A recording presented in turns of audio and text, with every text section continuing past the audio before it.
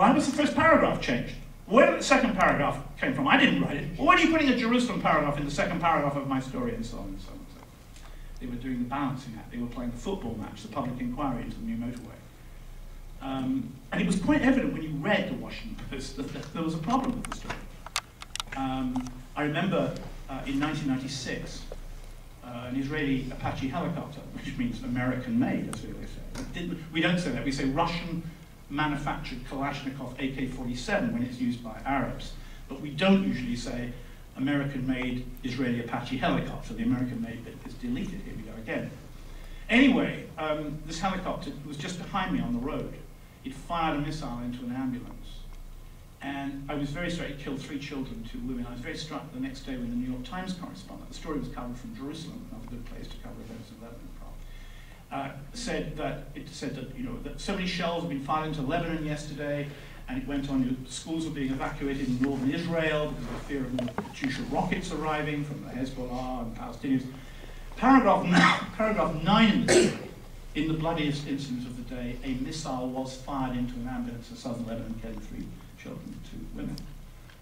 What was particularly interesting about this, for me, was that I went back to the scene, and with the Swedish intelligence officer working with the United Nations force, which is present in southern Lebanon, we extracted almost the entire missile from the ambulance, from the bodies of the dead, and from the surrounding undergrowth and road.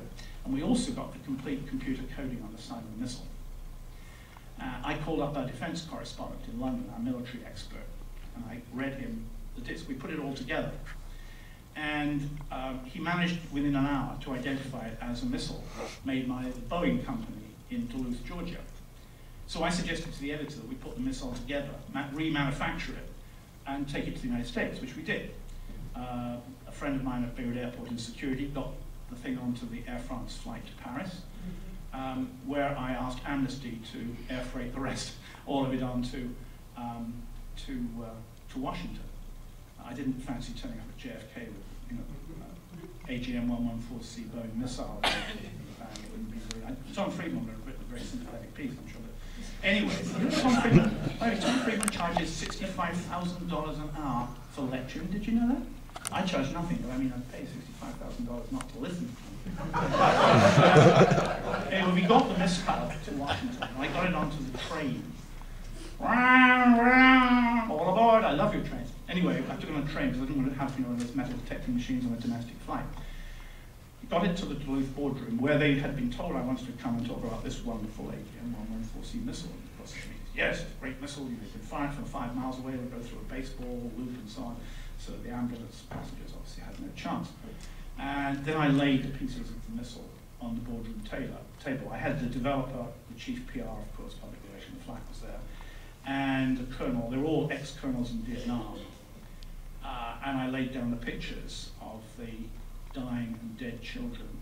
When we got to the children, she's still alive, but they died within minutes. And the developer of the missile said, "Is this some kind of crusade?" It's a habit of Americans to keep talking about crusades when they don't mean that. Anyway, I told the Flack, the PR man, I think you should probably retract that statement. It's about dead and wounded civilians. And they don't talk to me about crusades. And then the other executive from Boeing said to me, "Whatever you do, I don't want you to criticize me. I don't want you to quote me as criticizing the state of Israel." That's what he said. So great was the fear.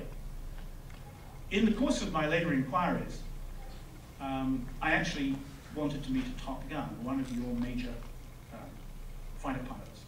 And I did, through friends in the Department of Defense. I had a lunch with one of your fighter pilots. He had an airbase in the Midwest. Very nice guy, very handsome, sports car, beautiful wife, you know, it was a top gun, there he was. So we sat down in a lovely restaurant. You could actually see the White House through the window in Washington. You know, real nice, beautiful napkins made of linen. And I noticed that every time he referred to Israel, he lowered his voice. I said, "Excuse me, what are you worried about? You never know who's at the next table." So here was one of your top guns frightened of talking about Israel in Washington within sight of the White House. There is a problem there, is there not? Let me go back to the missile. What had happened is that we realized when we originally got the missile where it had been made. And the coding on it was M1. we assumed, well, that must be made in the United States and sent probably to the Israelis. That must be the Israeli export code or import code for Israel. When I get back to Beirut, we run the story. It's called Return to Sender, my headline for once, all over the front of our magazine section. I get back to Beirut, and a phone goes, and it's a French missile manufacturer for Dassault. Yes, I think it was for Dassault. Calls me up and says, Robert, I want to see you in Paris tomorrow. That missile was never sold to Israel. So it's very good for frequent flyer points, by the way. I go back to Paris, and I see this guy. He meets me at the Lutetia Hotel, the 6 arrondissement, and produces for me the classified document showing the list of computer codings for all American missiles sold abroad. M1 means 1 is a missile sold to US forces, and M stood for US Marines. It wasn't sold to Israel. So I called up the editor, who said, back to Washington. Very good for frequent flyer points. So I went back to Washington. I called up the US Marines, and the commander of the Marine Corps arranged for a car to pick me up at my hotel, which took me to a Marine base just outside Washington. And there, a group of Marine officers, not the commandant of the Marine Corps, unfortunately, in plain clothes, looked at all my documentation and missile codes and so on. And he said, look, I don't want to be quoted by name. This is becoming the routine officials say, right? But here's what happened with these missiles. He said, we took them. They were sold to us. We took delivery of them from Boeing. We took them to Saudi Arabia after Saddam's invasion of Kuwait. We took 300 of these missiles. We used them against Iraqi forces in Kuwait and southern Iraq. We used half of them, 150. They were defective. 50% of them did not explode, but the other 50% did. I said, so what happened to the other 150? He said, we were given orders to deliver them by sea to the Haifa munitions pier in Israel, where they were part of a gift of weapons to Israel as a quid pro quo from the US government for not joining in the war against Saddam and messing up the Arab-US alliance. So 150 of those 300 missiles taken to defend Kuwait from the Iraqis were delivered to the Lebanese, to the Israelis, who then used them against the Lebanese in Lebanon. Kind of long journey, isn't it, to go on? And when I went back to the scene, which I did again and again, I interviewed the ambulance driver. It was his wife, 2 of his children were killed. He was the family had been ordered out of the village by the Israelis. They got in the ambulance and they got attacked by the Israelis. It happened again in 2006. Anyway, when I got back there, the Swedish guy and I were talking about everything I'd learned, and he said, I wonder if they didn't fire 2 missiles at the ambulance, because normally the Apache helicopter fires 2 missiles, not 1 at a go. And we got some Fijian troops. We went all over the hill, and we found the other missile buried near the door of a mosque, unexploded. It too had the same defect as the Marine missiles in Kuwait.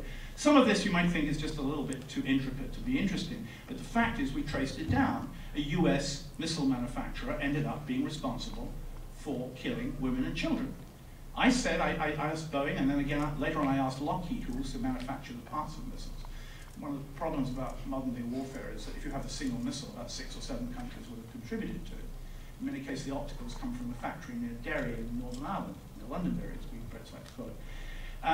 And so when I asked Lockheed, the guy said, you could no more blame us for the death of those children. He said, if a man buys a knife, can you blame the knife manufacturer if he uses it to kill someone? Which isn't quite the point, is it?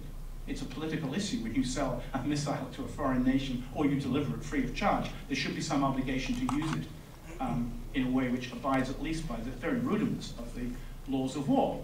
Geneva Conventions, 1949, the Hague Convention, 1905, etc. But there you go. What was most distressing of all was that there's only one newspaper in the United States took this up, and there was a paper in Chicago. It called me up in Beirut and said, this is a great story. Tell me all you know. So I did. After a week, he rang me back. He said, do you have any more information? Any more? And I said, no, well, I've given you everything I have. I've been sent him photographs of the missile plate. I said, why don't you run the story? He said, well, the Department of Defense won't confirm it. Officials didn't say. Not for him, anyway. So these are sort of problems that I'm dealing with all the time, all the time, all the time. What are we doing wrong? My good friend Amira Haas, a very fine Israeli journalist, works for Haaretz, lives in Ramallah, writes more poignantly and more truthfully about the Palestinian suffering than any Western American journalist does. I asked her once what she thought the job of a foreign correspondent should be.